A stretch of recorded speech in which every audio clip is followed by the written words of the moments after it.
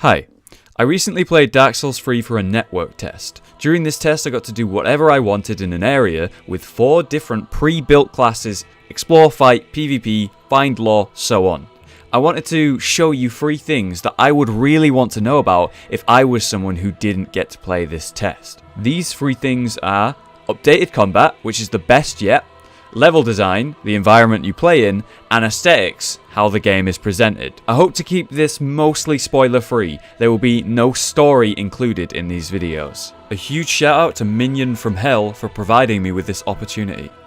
Hello and welcome to my next Dark Souls 3 network test video. Today we're going to be talking about level design, specifically the environment in which you actually do play in. Now, as a Dark Souls fan, or Demon Souls, or Bloodborne, whatever, the From Software franchise, they have made some amazing games with amazing level design, and we should all really be aware of how good it is when you play it. I mean, just even if you don't pay attention to it, just playing a Dark Souls game, you know how well each level sort of loops back into itself. Now, admittedly, in Dark Souls 2, there was a lot less of that, and they brought it back in the DLC, but in Dark Souls 1, Demon Souls, and of course, Bloodborne, it was absolutely top tier. And the big question is, how good is it in Dark Souls 3? And in this small area I got to play in, I can happily say, it's fucking phenomenal. One of my favourite things that I saw return right away in this is hidden items, hidden areas inside of the area. Now, what this usually is you can see if you enter a room or an area, whatever, there's possibly going to be some sort of highlighted item somewhere, right? You know, usually on the floor, in the corner, somewhere hidden, and often in a strange spot. And when you originally enter that room and you look at this item, it probably draws your eye. They do it very well. It's impossible to get to. You look around, there's no ladder, nothing to jump to. If you look around in the immediate area or the area you're just in, you will find a way to get to this hidden item in this hidden spot. This is something that From Software does very well, that allows you to be an explorer, you know, it rewards exploration. And in the area that they chose to let us actually play in this network test, there was a lot of it. You know, there was a lot of like hidden items and hidden corners where you just check, but a lot of these actual hidden tunnels and walkways and places to go for those who are paying attention. Oftentimes I ended up walking through an area while looking for these hidden spots and missing them, and I played through the entire area for about 6 hours total, and I hope that I found everything, but there's still a big part of me that thinks I probably missed something. So one of the main parts of level design for me in the Souls-like games, or the From Software games, is that the area itself would actually function. Now, what I mean by that is you have in linear single-player games or whatever, you have many examples where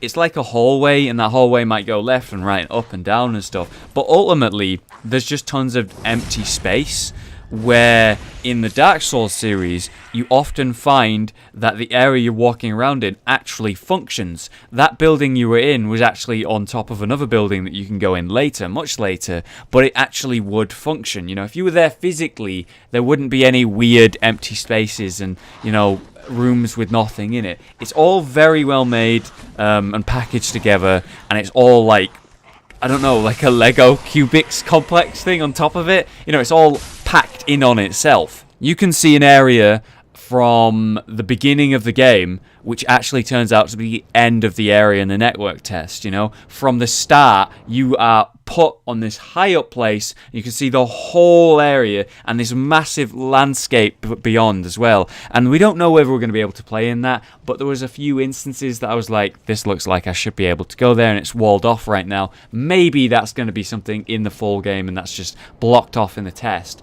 But I must admit, it was glorious, and from this high perch, this high place on the map, you could see everywhere and plan out which way you wanted to go and already spot different routes through the area. It was very nice. Finally, I wanted to talk about my favourite thing that I found in the network test. The coolest thing. Now, in Dark Souls 1, we actually did see a lot of implications as to where a trap is, you know. Let's say Sen's Fortress. There was a lot of these holes in the walls that would shoot arrows when you step on a pressure plate. These pressure plates were little stone platforms that were like the normal floor, except slightly raised, and if you were paying attention, you know, kind of obvious, but if you're not, you'll walk on them, you'll get shot, and that's just Sen's Fortress.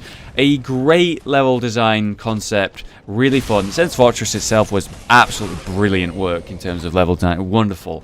But in Dark Souls 2, they actually continued that theme, and with the improved graphics, they had the ability to do more of that and reward again the person who is paying more attention, which I was a big fan of. And here in Dark Souls 3, I've seen it again, and it is the best one so far I've seen in all of the Souls series. We have this giant, monstrous blue soldier reaching out to this axe, this weapon. And you can see he has been pierced by many, many, many weapons. Swords, arrows, whatever. He has been taken down, and it took a lot to bring him down. You instantly see that this blue warrior was clearly a threat, a force to be reckoned with and to be taken seriously. Something you would not want to have to fight by yourself. He's a big bastard, basically, and he's taken down these other soldiers potentially as well. And, you know, intimidating, cool, right? It looks cool, and it's just something part of the level. But this is actually like one of the implications in Dark Souls 1. Remember, in Sense Fortresses, these little platforms that are actually pressure plates, the little holes in the walls, you know, things like that. It's actually a warning that this blue warrior is tough as nails. And then you walk into the next area, tons of men are dead, and one blue warrior remains, and you gotta fight him. That is just wonderful. There's another example of that. I don't want to spoil it too much. There is a boss fight in the area. You know, I'm trying to avoid spoilers in this.